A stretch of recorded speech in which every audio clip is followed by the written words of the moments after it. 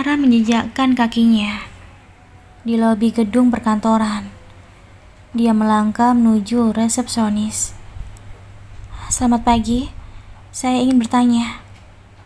"Maaf Bu, ada tepung menempel di rambut," kata perempuan di balik meja. Resepsionis menyela pertanyaan Ara. "Lain kali berpakaian yang rapi. Ini gedung kantor Ardawangsa, bukan pasar." Ara memandang sepatunya yang kotor oleh lumpur. Perempuan itu mengenakan kaos lusuh dan celana hitam yang warnanya sudah pudar. "Lebih baik ditelepon orang yang kamu cari. Apa temanmu petugas kebersihan?" "Tidak bisa ditelepon karena ponselnya tertinggal," saut Ara, menunjukkan ponsel milik Bayu.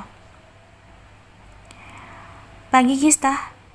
Seorang lelaki yang mengenakan topi dan masker wajah menyapa sang pegawai resepsionis. "Ada apa?"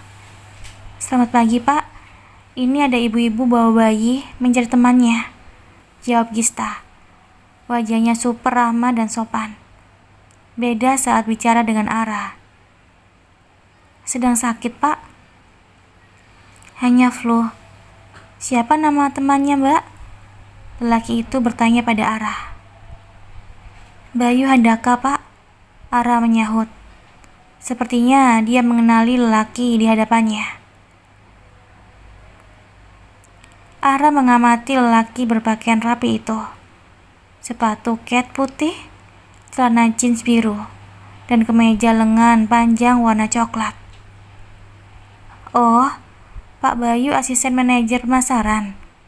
Petugas resepsionis yang bekerja di ujung meja. Ruangannya ada di lantai 2. Keluar lift, nanti ke kanan." "Terima kasih," ucap Ara. Ara merasa menjadi pusat perhatian karena penampilannya yang jauh dari kata mentereng. Ara berjalan seraya membenarkan posisi gendongannya. Dia masuk lift yang membawanya ke lantai 2. Seusai petunjuk, setelah pintu lift terbuka, dia melangkah ke arah kanan. Namun dia berhenti karena nampak lorong panjang yang kanan kirinya dipenuhi meja, kubikel, dan ruangan-ruangan dengan jendela dan pintu kaca. Juga manusia-manusia bekerja. "Masih belum ketemu?" Ara menoleh. "Saya tidak tahu Pak."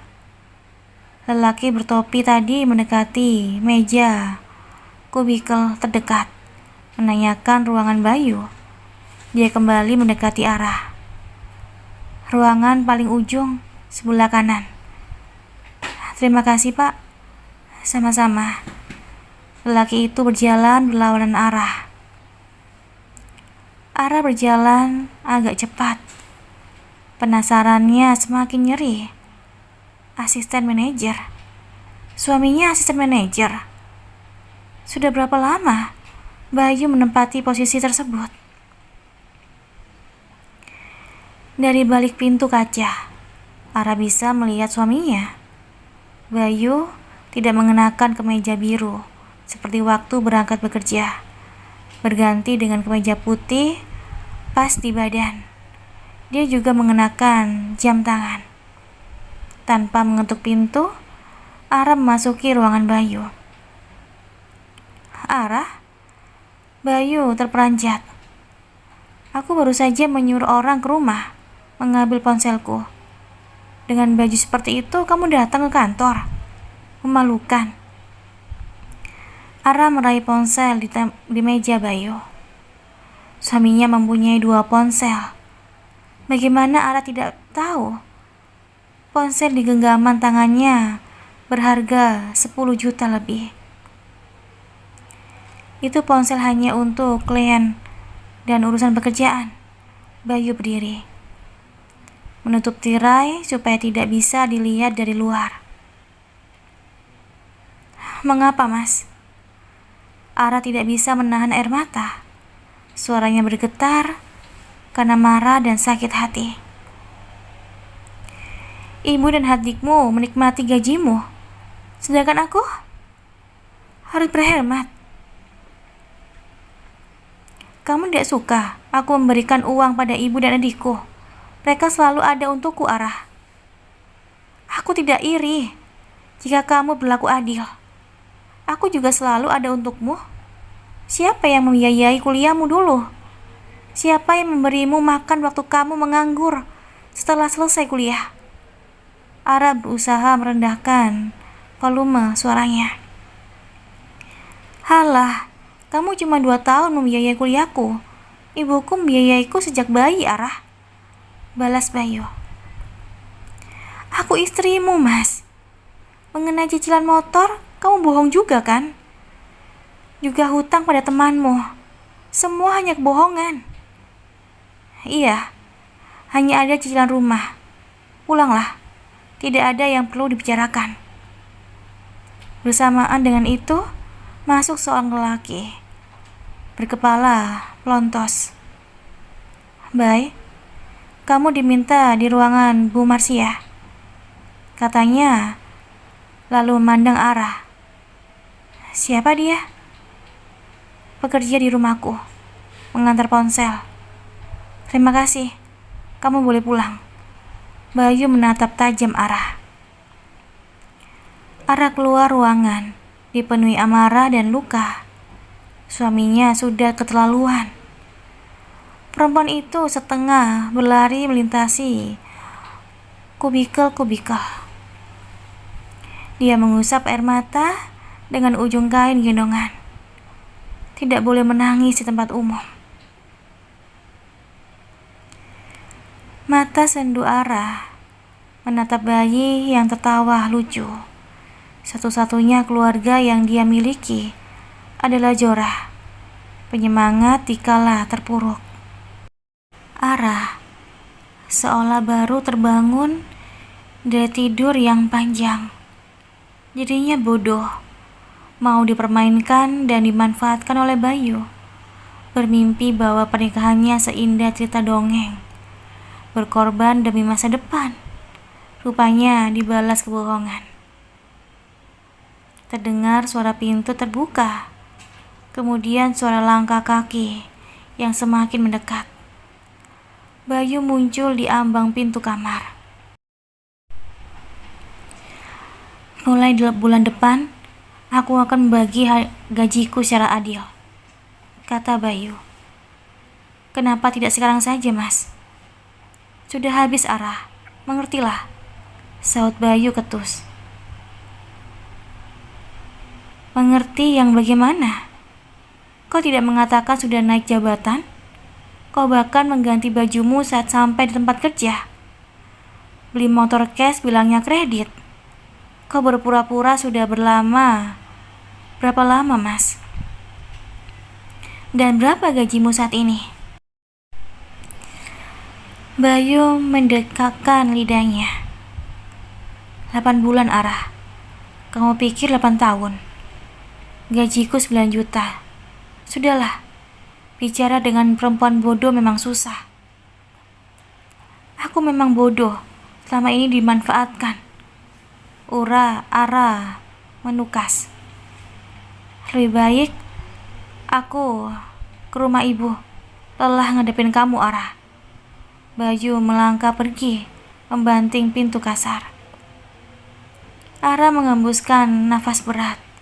Dirinya yang lelah bukan Bayu. Tidak ada yang perlu ditangisi. Sesuai perkataannya, Bayu memberikan uang belanja 3 kali lipat. Namun selama 1 bulan terakhir, Ara dan Bayu pisah ranjang. Jangan protes lagi, Ara, ucap Bayu selesai sarapan. Ganti baju lusuhmu. Kalau sejak awal seperti ini, pasti lemariku sudah penuh pakaian bagus, Mas, saut Ara. Masih pagi, jangan mengajakku bertengkar. Dengan langkah lebar-lebar, Bayu keluar rumah. Ara meraih uang di atas meja. Dia tidak merasa bahagia. Sikap Bayu semakin lama semakin tidak peduli. Perempuan itu kemudian membereskan piring kotor di meja makan. Ara, Lasri menerjang masuk bagai badai. Ibu, ada apa? Gara-gara kamu, Bayu mengurangi uang bulanan untukku. Kamu telah meracuni putraku, tuduh Lastri. Aku gak meracuni Mas Bayu, Bu. Itu sudah kewajiban Mas Bayu sebagai suami, saut Ara. Setenang air danau di musim panas. Aku ibunya. Aku berjasa besar. Dulu kamu yang mempengaruhi Bayu mengambil KPR rumah. Padahal gaji Bayu waktu itu tidak sebesar sekarang. Urat leher Lastri nampak jelas. Lalu, mau ibu apa? Ara menatap mertuanya.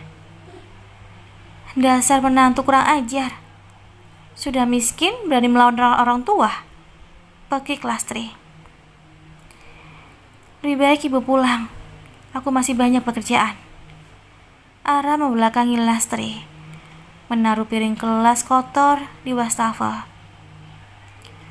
Akan kupastikan Bayu akan meninggalkanmu. Banyak di luar sana perempuan yang lebih cantik dari kamu. Lastri tersenyum sinis. Siap-siap saja, Ara. Dan kau akan meninggalkan rumah ini. Sudah selesai mengancamku, Bu? Ara membalikkan tubuh dan memandang lawan bicaranya. Dasar menantu. Cukup, Bu, teriak Ara, memotong ucapan Lastri. Jangan menghinaku. Kau berubah menjadi berani dan tidak sopan. Rang Lastri mengeras. Aku bersikap sesuai dengan cara ibu memperlakukanku. Ibu baik, aku akan baik. Ibu bersikap manis, aku pun akan bersikap manis. Seperti itu kira-kira, kata Ara, tersenyum tipis.